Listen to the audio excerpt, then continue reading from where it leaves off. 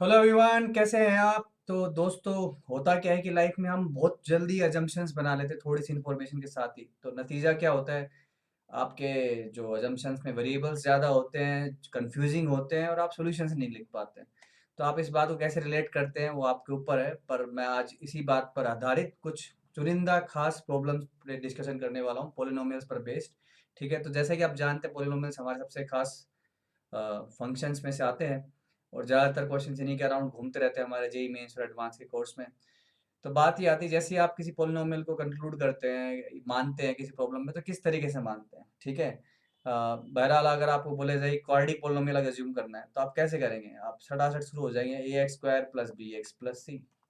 ठीक है, अब कहने को अगर इस क्वाड्रेटिक पोलिनोमियल को अगर मैं निकालना चाहता हूँ तो मेरे को ए बी सी तीन, ये जो कॉन्स्टेंट्स, आर्बिट्री कॉन्स्टेंट, इनको पता करना पड़ेगा। लेकिन अगर सिर्फ क्वाड्रेटिक पढ़ के ही आप सीधा अजम्पशंस बनाने लगेंगे तो ये अजम्पशंस हमारे गलत भी हो सकते हैं, सोल्व करने में डिफिकल्टी आ सकती है।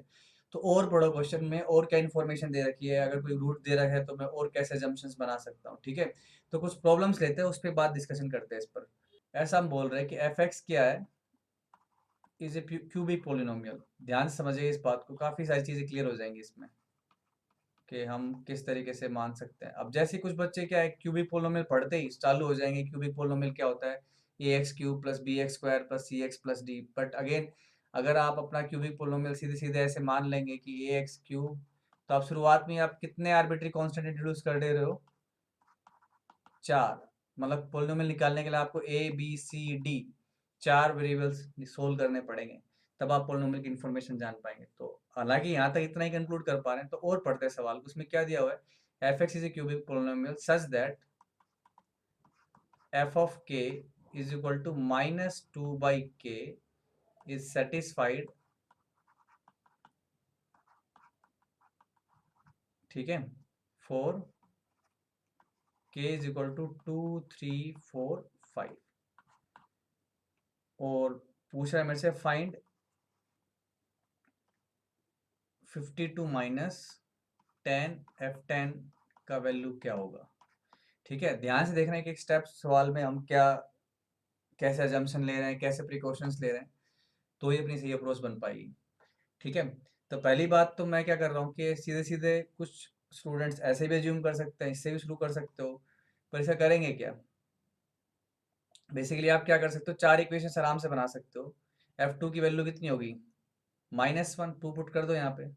ठीक है, तो ए प्लस इसमें एक तरीके से मेरे को F2 की वैल्यू मिल गई, कितनी यहाँ पुट कर दो तो -1। सिमिलरली F3 की वैल्यू मिल गई मेरे को -2/3। देखने में बिल्कुल अच्छा नहीं लगेगा क्योंकि फ्रैक्शन जनरेट होने लग गए हैं, तो इक्वेशंस थोड़ी सी अनफ्रेंडली हो सकती है हमारे लिए।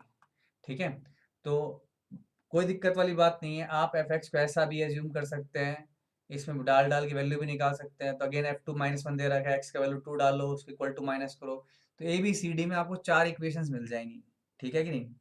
तो अगर ए बी सी डी में मेरे को चार इक्वेशन मिल जाएंगी तो मैं सोल्व कैसे करूंगा उसको? ठीक है ना, दो इक्वेशन सोल्व करने में कभी कभी अपन ओरली नहीं कर पाते हैं, तो चार वेरिएबल तो काफ़ी टेडियस टास्क हो जाएगी। तो और इन्फॉर्मेशन लेते हैं कि इसको और कैसे यूज कर सकता हूँ मैं। देखो, ये जो एक क्लासिक चीज़ है मेरे सामने लिखी हुई है, इसको थोड़ा सा मैं क्या फ्रेंडली फॉर्मेट में लेके आता हूँ, मतलब एक इक्वेशन के फॉर्मेट में लेके आता हूँ। इक्वेशन कहने का मतलब जैसे आप लिखते हैं X square minus six X plus eight is equal to zero, उस तरीके से कुछ करने की कोशिश करते हैं, इक्वल टू जीरो टाइप बनाने की कोशिश करते हैं, देखते हैं कुछ पैटर्न बनता है क्या। तो मैं ऐसा बोल रहा हूँ, इसको मैंने इधर ले लिया, 2/k = 0। ध्यान से देखना इस पूरे सोल्यूशन को, आराम से लास्ट तक समझने की कोशिश करनी है। के एफ ऑफ के plus two divided by k is equal to zero. अब क्योंकि ये के मेरा जो है वो नॉन जीरो है, तो मैं आराम से क्रॉस मल्टीप्लाई करके इससे अपन थोड़ा सा आराम ले सकते हैं।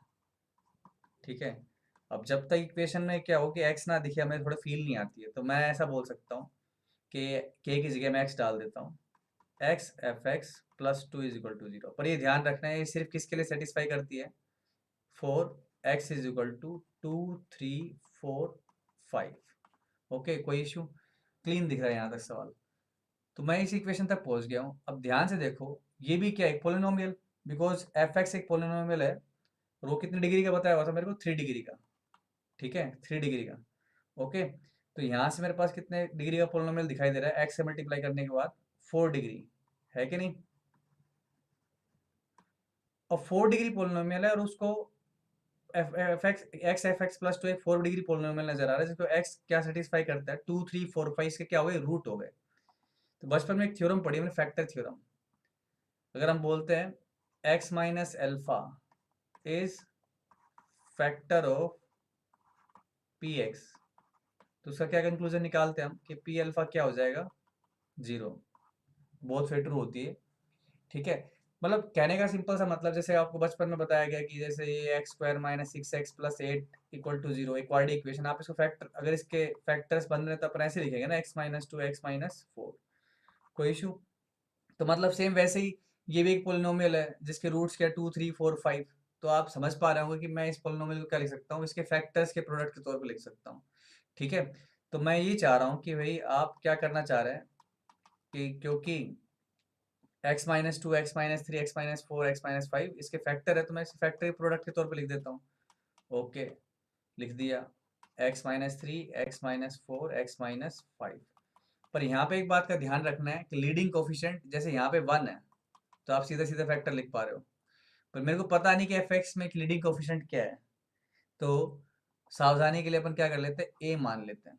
ठीक है, अब ये मैंने यहाँ पे अजम्पशन मेरे सवाल का स्टार्ट किया है, अभी तक मैं सिर्फ क्वेश्चन की इन्फॉर्मेशन का ही यूज कर रहा था। अजम्पशन अब किया है कि मेरे को इसके बारे में नॉलेज नहीं, तो इसको मैं अज्यूम कर लेता हूँ, यही अलजेब्रा की ब्यूटी है। लीडिंग कोफिशिएंट नहीं पता तो मैंने ए मान लिया। पर आप ये देखिए कि ऊपर जो मैंने अजम्पशन किया वहां पे ए बी सी डी चार से स्टार्ट किया हूँ, हालांकि सोल्व इससे भी हो जाएगा, चार इक्वेशंस बनेंगी, सोल्व करना चाहे कोई, मतलब थोड़ी मेहनत हो जाएगी पर कर लेंगे। लेकिन मेरी यहाँ पे अजम्पशन कहाँ से स्टार्ट हुई, सिर्फ सिंगल वेरिएबल से, सिर्फ मेरे को ए फाइंड आउट करना है and I will be done. F x जैसे ही पता लगेगा तो वैल्यू निकाल ही लेंगे, कोई प्रॉब्लम नहीं है।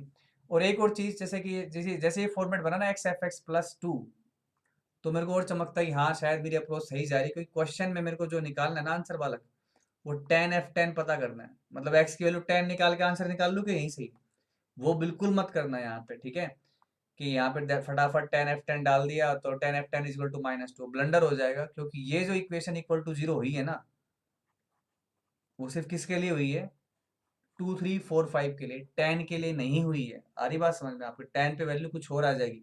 फॉर एग्जाम्पल, कुछ बालक बोले कि इसमें एक्स की वैल्यू वन डाल देता हूँ, तो वन डाल दो इक्वल टू जीरो नहीं बन रहा, वो समझ में आ रही है आपको बात। तो ध्यान रखिए कि ये सिर्फ टू थ्री फोर फाइव के लिए सेटिस्फाई करती है इक्वेशन, और किसी रैंडम वैल्यू एक्स के लिए सेटिस्फाई नहीं कर रही है। तो डायरेक्टली यहाँ पर टेन वैल्यू डाल के तो आंसर बिल्कुल नहीं निकालना। अब सारा खेल आता है कि मैंने अज्यूम तो कर लिया, अभी से की वैल्यू कैसे फाइंड आउट करूँ। अगेन ये क्या है, इसकी एक्सप्रेशन है, तो मैं चाहूँ जिस पॉइंट पे वैल्यू निकालूं, कोई प्रॉब्लम। तो अब रैंडमली सोचो क्या पॉइंट पुट कर सकते हो, किसी के दिमाग में आए कि टू थ्री फोर फाइव ही पुट कर दो, तो बालक ये तो जीरो इंटू समथिंग ए को ही खत्म कर देगा, तो टू थ्री फोर फाइव तो अपने बिल्कुल नहीं पुट करना है। कुछ और पुट कर दो, दस पुट कर दो, क्या टेन पुट कर दो, ten F ten plus two, पर ए अभी भी नहीं निकल रहा है। तो जब जब तक तुम ए को सोल्व नहीं कर दोगे तब तक ये सवाल आगे नहीं बढ़ेगा। तो ए को सोल्व कैसे किया जाए, क्या वैल्यू पुट करूँ एक्स की मेरे पास ए आ जाए। दिक्कत क्या है कि आपको ये वाला फैक्टर दिक्कत करता है ये वैल्यू निकालने के लिए। तो एक्स की ऐसी वैल्यू डालो कि एफ एक्स की इन्फॉर्मेशन हमारे लिए किसी काम की बचे ही ना। तो मैं एक्स की वैल्यू जीरो डाल दूँ, जीरो इंटू समथिंग सब कुछ जीरो ही होगा, चाहे एफ एक्स कुछ भी आता हो जीरो पे, आई डोंट केयर। बट अगर एक्स की वैल्यू जीरो पुट कर देंगे तो ये पूरी चीज़ खत्म हो जाएगी आपकी। ठीक है, और यहाँ पे कुछ बच जाएगा, तो उससे मैं ए की वैल्यू निकाल सकता हूँ, शायद आप समझ पा रहे हो। तो एक्स की वैल्यू मैंने जीरो डाल दी, तो यहाँ पे टू इज इक्वल टू क्या हो गया, a times two three four five, minus क्या है पर फोर फैक्टर्स है, तो मैं सीधा सीधा पॉजिटिव कर देता हूँ। तो बाल को यहाँ से ए की वैल्यू मिल गई मेरे को one upon three four five. तो जैसे ही आपको ये मिलता है यहाँ पुट करो, फंक्शन मिल गया। अब बस एक्स की वैल्यू टेन डालो और मजे करो। तो बाल को टेन एफ टेन की वैल्यू यहाँ से आ जाएगी मेरे पास, आप पुट करके निकाल लेना, 26 पुट करो आंसर आ जाएगा। तो बेसिकली मैं जो अप्रोच इसमें बताने की कोशिश कर रहा हूँ, आपको ये समझाने की कोशिश कर रहा हूँ कि आपको अजम्पशंस किस तरीके से बनाने हैं। ठीक है, पूरे सवाल को अच्छे से पढ़ो और फिर फैक्ट्स को रिलेट करने की कोशिश करो कि जो आपके पास स्पेशल इन्फॉर्मेशन दी हुई है कि एफ ऑफ के is equal to minus two by K for some K two three four five. ठीक है, तो उसको कैसे यूज करना है क्वेश्चन में, अपने एजम्पशन को कैसे और रिफाइन कर सकते हैं। तो ये प्रैक्टिस आपकी धीरे धीरे और अच्छी होती जाएगी जैसे जैसे आप और क्वेश्चन सोल्व करेंगे। ठीक है, ओके, तो आई होप आपको इस वीडियो का कुछ फायदा होगा, प्लीज़ इसको शेयर कीजिएगा अपने फ्रेंड्स के साथ। Thank you very much for watching this.